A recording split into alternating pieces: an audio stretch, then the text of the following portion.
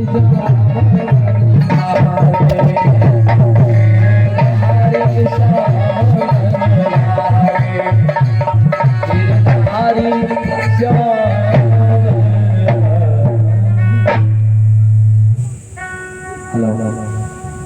बोले वरम बाबा महाराज की जय हो। इतनी देर तो बोलो बरम बाबा जी के पास तो पहुंच जाया, अर्जी लग जाए हमारी।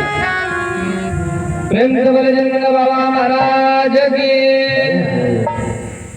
बड़ी दिव्य चर्चा कल आप लोगों ने श्रवण की। ध्रुव जी महाराज तपस्या करने जाते हैं। नारद जी मिले तो नारद जी ने द्वादशाक्षर मंत्र ओम नमो भगवते वासुदेवाय मंत्र दे दिया। तो जाओ बेटा यमुना जी के किनारे इस मंत्र का जाप करो जाके, और अति शीघ्र तुमको भगवान मिलेंगे। अच्छा एक कहा अति शीघ्र मिलेंगे। देखिए एक बार एक महात्मा बैठे थे तो एक व्यक्ति आया, उनसे कहा महाराज जी यहाँ से जलालाबाद जाना है, कितना समय लगेगा? वो बोले ही नहीं। उसने दोबारा पूछा, उसने कहा अरे महात्मा जी बता दीजिए हम जलालाबाद जाएंगे, कितना समय लगेगा? महात्मा फिर नहीं बोले। अच्छा वो सोचने लगा कहाँ महात्मा के चक्कर में पड़े हो, मिल ही जाएगा। जब वो बाहर खड़ा हुआ तो महात्मा बोले 10 मिनट लगेंगे। अब वो वापस आया, उसने कहा एक बात बताओ, हमने आपसे 3 बार पूछा और आपने नहीं बताया। जब हम भाग खड़े हुए तो आप कह रहे 10 मिनट लगेंगे, महात्मा कहने लगे हमने तेरी रफ्तार तो देखी ही नहीं, पैदल जाएगा, भाग कर जाएगा, होंडा से जाएगा, स्कॉर्पियो से जाएगा। तो नारद जी ने ध्रुव जी की भक्ति देखी है। आज ध्रुव महाराज से नारद जी कहने लगे जाओ बेटा, बेटा जाओ मथुरा जी का यमुना में स्नान करो।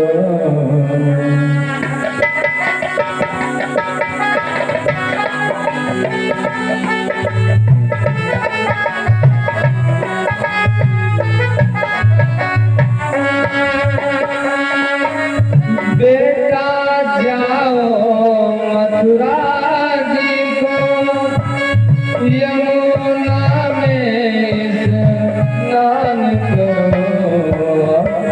ये द्वादशाक्षर मंत्र जपो, श्री वासुदेव का ध्यान करो।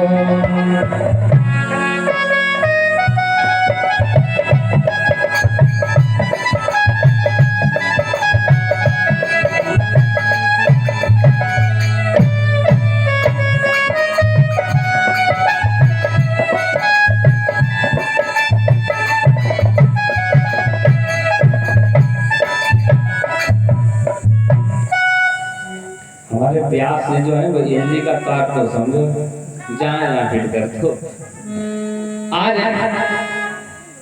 पहुंच गए हैं ध्रुव जी। अच्छा ध्रुव जी यमुना जी के पास ही क्यों गए? गंगा जी के पास भी तो जा सकते थे। देखिए गंगा जी है मुक्ति प्रदान, जिसको मुक्ति चाहिए वो गंगा जी के पास जाए।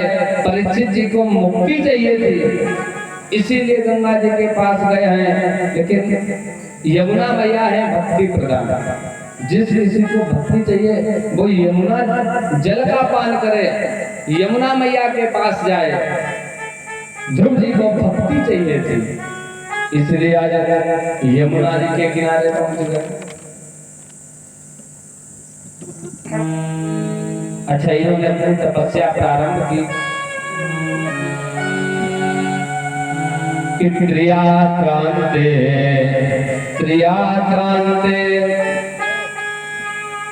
कपित बदरासना। ध्रुव जी ने पहले महीने में 3 दिन के अंतराल में कपित बदरासना, कपित माने बैठा और बेर खाए। अच्छा, जब दूसरा महीना लगा तो इन्होंने पेड़ों के पत्ते खाना प्रारंभ किया है। 6 दिन के अंतराल में व्रत ऐसे ही किया जाता है। हमने देखा कुछ लोग 1 दिन भी व्रत नहीं रहते और लंग फुटक के 9 रोगा रहते हैं। फिर होता क्या, 3 दिन में अस्पताल में भर्ती।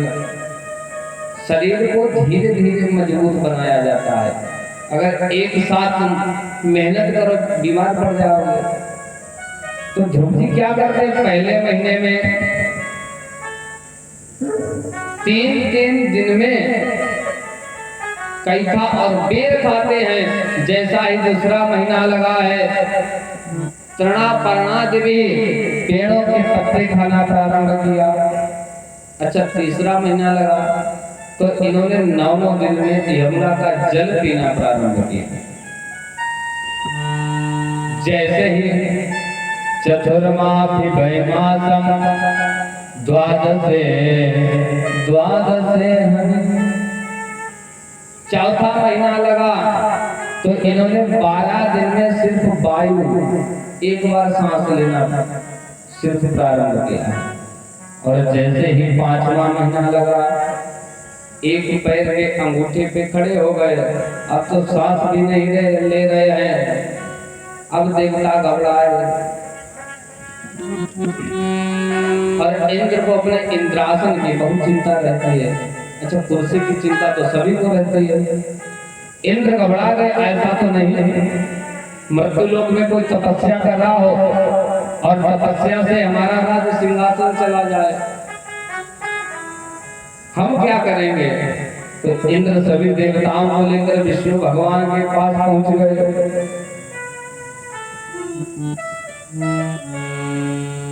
विष्णु धाम में देवगण करने लगे पुकार, त्राहि माम प्रभु कृपा करो करतार। पहुंच गए देवता लोग, विष्णु भगवान से कहा, हे प्रभु हमारी रक्षा करो, हम लोग जल रहे हैं। भगवान विष्णु मुस्कुराए, कहने लगे, मां वैष्णो डरो मत। सारी उपमाओं से ऊपर उपमा है मेरे भक्तों की। सारी महिमाओं से बढ़कर महिमा है मेरे भक्तों की। भगवान कहने लगे, हमारा भक्त हमारा इंतजार कर रहा है, अभी जाकर उसको दर्शन दूंगा, तुम्हारे कष्ट का भी अंत हो जाएगा। विष्णु भगवान गए। अच्छा, गरुड़ के पंखों से सामवेद की ध्वनि निकलती है। सामवेद के मंत्र निकलते हैं जब गरुड़ उड़ते हैं। जैसे ही ध्रुव जी के पास भगवान गए हैं, ध्रुव जी ने आवाज सुनी है, भगवान सोचने लगे इसके अंदर हमारी मूर्ति समाई है।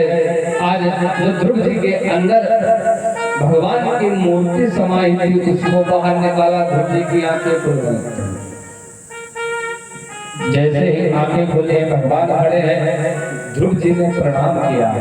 अच्छा, प्रणाम किया लेकिन खड़े हैं, भगवान की स्तुति कैसे करें, क्योंकि 5 वर्ष का बालक बताओ भगवान की स्तुति कैसे करेगा। भगवान ने जान लिया।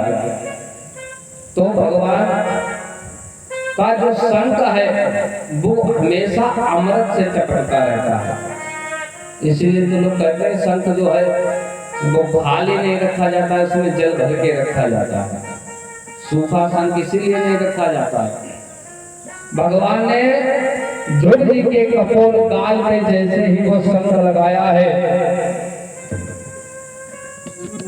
क्योंकि भगवान में सामर्थ्य है। मूकम करो वाचालम, भगवान गूंगे को बुला सकते हैं। पंगुम लंघयते गिरिम यद कृपा तमहां वंदे परमानंद माधवम। अगर भगवान चाहे तो गूंगा बोल सकता है, लिंगड़ा पर्वत नांग सकता है। जिनकी केवल कृपा दृष्टि से एक अखिल विश्व को पलते देखा, जिनकी भौरगुटी से सागर सत्य उबलते देखा, जिनका ध्यान निरंतर शंभु सनकादिशना संभलता देखा, उनको